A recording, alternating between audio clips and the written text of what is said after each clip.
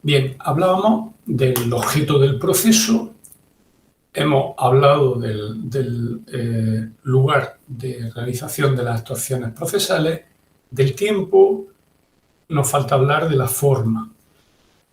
Para el buen fin de las actuaciones procesales de que se trate, pues obviamente en el desarrollo del proceso se tienen que presentar escritos y documentos por las partes procesales para el buen funcionamiento del procedimiento y pues, acoger las pretensiones que cada uno plantee.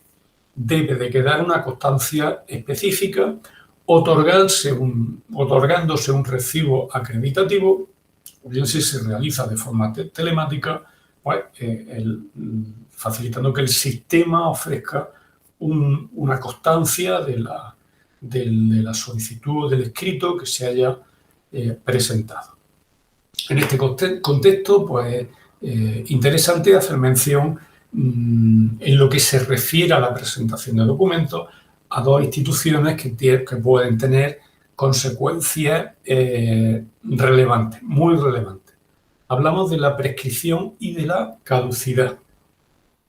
A nuestro sistema jurídico le interesa que no se cree inseguridad jurídica, de manera que los derechos que tienen las personas se tienen que ejercitar dentro de unos determinados plazos concretos, de modo que el sistema entiende que la parte se ha apartado de ellos o que renuncia y, por tanto, no le ofrece el amparo que genéricamente le corresponde si ha pasado un tiempo excesivo. De ahí, pues, que aparezcan estas dos instituciones cuyo contenido es conveniente precisar. La prescripción descansa no solo sobre la necesidad de poner término a la incertidumbre de los derechos, sino sobre la base de una presunción de abandono por parte del titular, mientras que la caducidad se apoya en la necesidad de dar seguridad al tráfico jurídico y opera automáticamente por el mero transcurso del tiempo.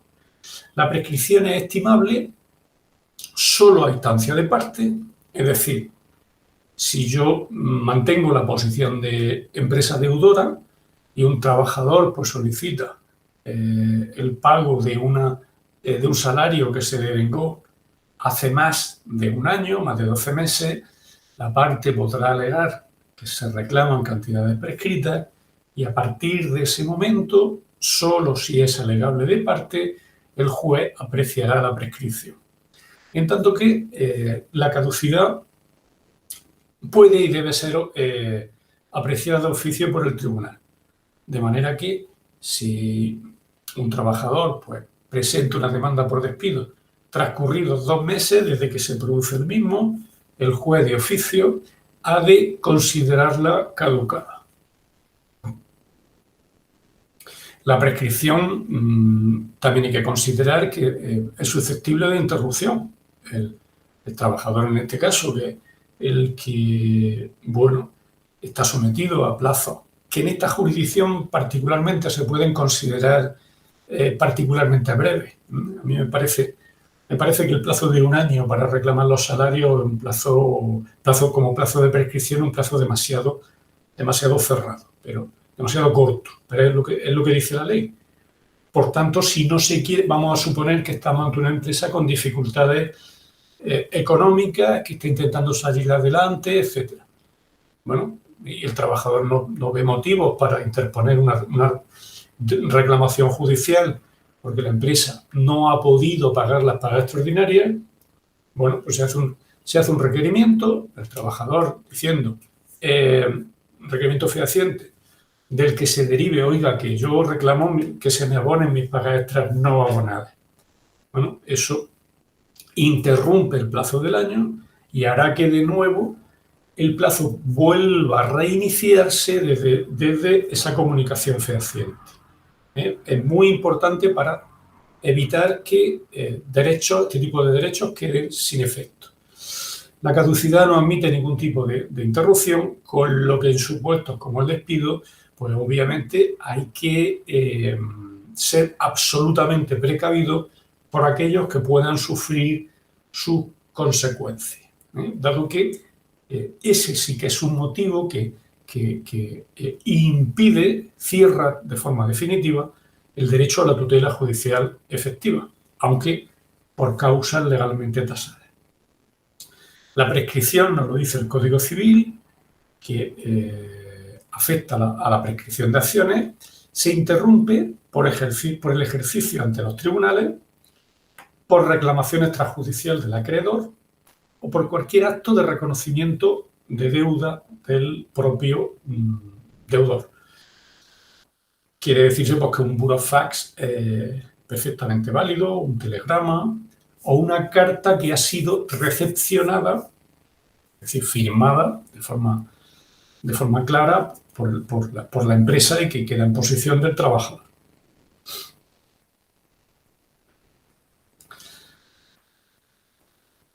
Dentro de los plazos especiales, pues hay que considerar el término fatal de los... Bueno, son imprescriptibles los derechos de personalidad y de estado civil, como nos dice el Código Civil. En cuanto a los plazos especiales, de 20 días los tenemos para las vacaciones, para las faltas y para las sanciones. Está la prescripción anual de los salarios y de las indemnizaciones de daño. Ojo, este matiz es importantísimo de cara a la reclamación de daño.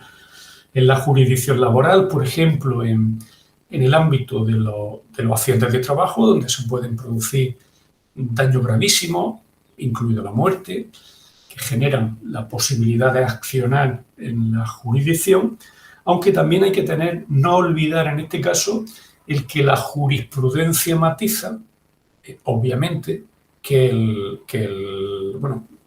obviamente a veces se ha discutido, que el plazo computa, hay dos criterios muy relevantes. Desde el momento en el que se puede materializar la acción o el derecho, y cuando se trata de daño, en el momento en que el daño está perfectamente concretado. Es decir, las secuelas han quedado definidas cuando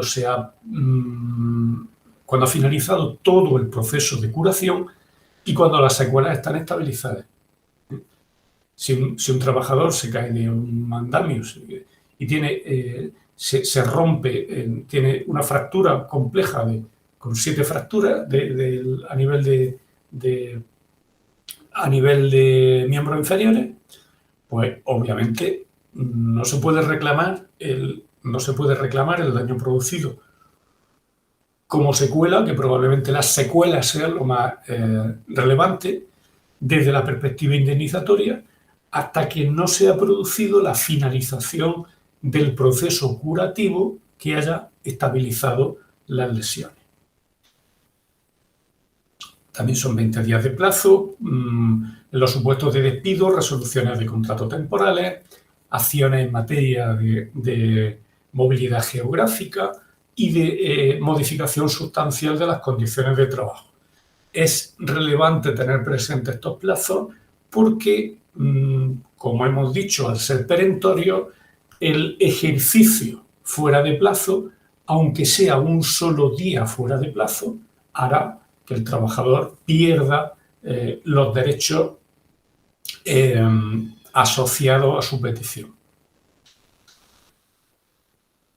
En cuanto a la publicidad de los actos procesales, bueno, aquellos que sean parte de un proceso judicial y quienes tengan interés legítimo tendrán derecho a que se les facilite información de las actuaciones, así como obtener copias simples de los documentos.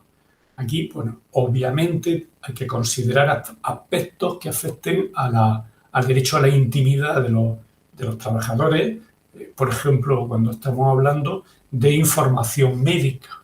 Hay documentos que pueden ser reservados porque pueden, obviamente, incorporar un elemento de privacidad que hacen pues, que puntualmente no se facilite copia de esos documentos a las partes.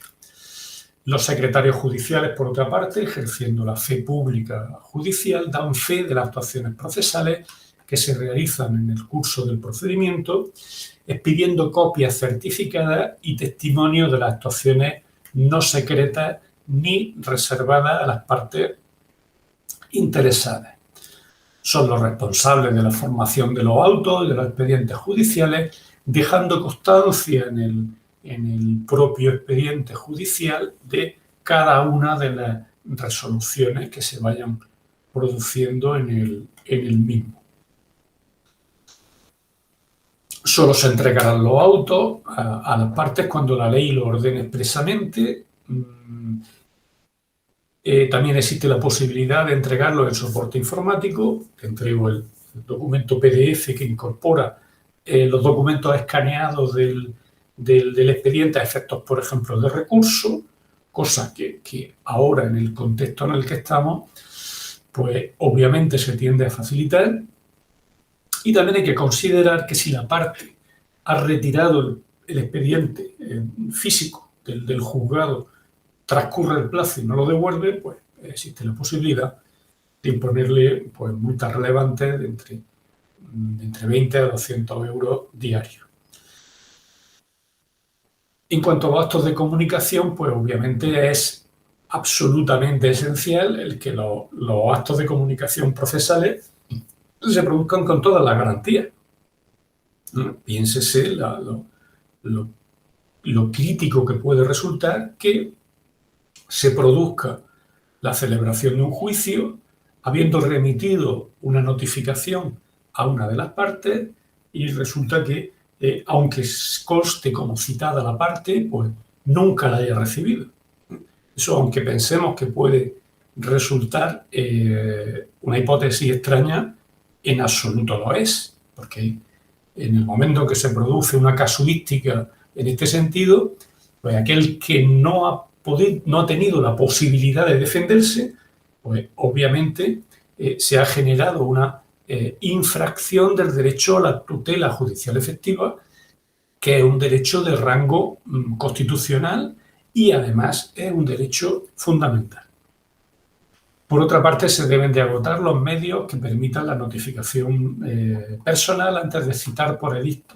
Es la última posibilidad que se debe producir.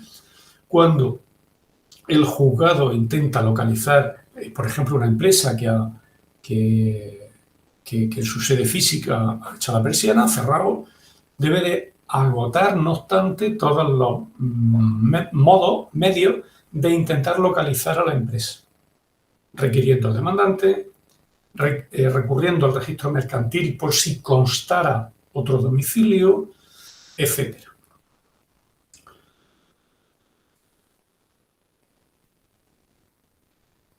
Por otra parte, por la parte y los interesados deben de designar un domicilio con los datos completos para practicar los actos de comunicación, también con la obligación de poner en conocimiento del juzgado si se produce algún cambio de domicilio para facilitar precisamente los actos de comunicación. Cuando se realicen frente a una persona jurídica, pues se deben de practicar en la delegación, sucursal o agencia que esté en la población donde radique el juzgado. Si tenemos, en hipótesis, pues un pleito con una acción articulada frente a un banco, pues obviamente no nos vamos a dirigir a Madrid o a Santander, donde pueda tener su sede de la oficina central. Habrá que dirigir la comunicación a la sede donde se haya producido el problema, cosa que además será mucho más ágil para el curso del procedimiento. Dentro de los diferentes actos de comunicación, el propio artículo 149 de la Ley de Enjuiciamiento Civil, recordamos que la Ley de Enjuiciamiento Civil es supletoria de la Ley Reguladora de la Jurisdicción Social, lo es por cuestiones como esta. La descripción detallada de cada uno de los actos procesales de comunicación la tenemos aquí. Las notificaciones pretenden dar noticia de una resolución. los emplazamientos incorporan la personación y actuación en un determinado plazo. Se emplaza a la empresa subcontratista al objeto de que se persone si corresponde con su interés, por ejemplo. Las citaciones cuando determinen lugar, fecha y hora para comparecer y actuar. Se le cita a usted como testigo para que comparezca en fecha tal, en los autos X, en el juzgado de lo social, número X de Granada o del lugar que sea. Requerimientos. Ordenan una conducta o inactividad. Pensemos, por ejemplo, en ejecución de sentencia, empresa que reincorpora a un trabajador despedido en un puesto de trabajo que no es el que le corresponde. Se tramita un incidente, finalmente se le requiere a la empresa para que se le insta para que en un momento dado pues incorpore al trabajador en su puesto de trabajo y no en otro al que indebidamente se le ha dirigido. Los mandamientos ordenan el libramiento de certificaciones y testimonios y la práctica de cualquier otra actuación cuya ejecución corresponda pues, a una determinada notaría, a un registro de la propiedad, al juzgado de lo mercantil o a agentes de otro juzgado o tribunal. Y por otra parte, los oficios serán comunicaciones con autoridades no judiciales y funcionarios de los diferentes a los que acabamos de indicar. Normalmente, pues, las notificaciones y emplazamientos y requerimientos se hacen en el propio local de la oficina judicial. Esto lleva a veces pues que, bueno, en un momento dado se ha acordado la suspensión de un determinado juicio y, bueno, para evitar realizar emplazamientos o notificaciones a las 12 partes que en un momento dado puedan llegar a ser parte del proceso, bueno, si los citamos a juicio y luego se va a suspender, los tenemos allí para hacer todas las notificaciones en mano. Eso en alguna ocasión pues, ha ocurrido, ¿no? Obligando a desplazamientos y a una serie de situaciones. Las realizadas fuera se tienen que hacer por correo certificado con acuse de recibo, dando fe el secretario del contenido que aparezca dentro de la propia notificación. En el documento de acuse de recibo se hará constar la fecha de la entrega y ha de ser firmado por el empleado de correo y el receptor. Eso dará fe de algo muy relevante, que es la fecha de la recepción, porque en ocasiones podrá ser determinante del posible ejercicio de un determinado derecho, a efectos de que se considere o no prescrito, ¿no? Por ejemplo, simplemente la notificación de una sentencia. Tengo 5 días para anunciar el recurso. De no ser hallado el destinatario, se entregará al pariente más cercano o familiar o empleado mayor de 14 años que se halle en el domicilio o, en su defecto, nos dice la ley, la norma, a quien ejerza las funciones de portería de la finca donde se reciba la notificación. La notificación por edicto, pues una vía seguramente no deseada y será el último recurso para notificar a las partes procesales, cuando no haya habido manera de localizarle. Y será consecuencia pues, del resultado infructuoso de no haber podido notificar en un domicilio efectivo y realmente se ignore el paradero de aquel de la parte a la que se notifica. Bien, con esto pues terminamos esta parte relativa al proceso.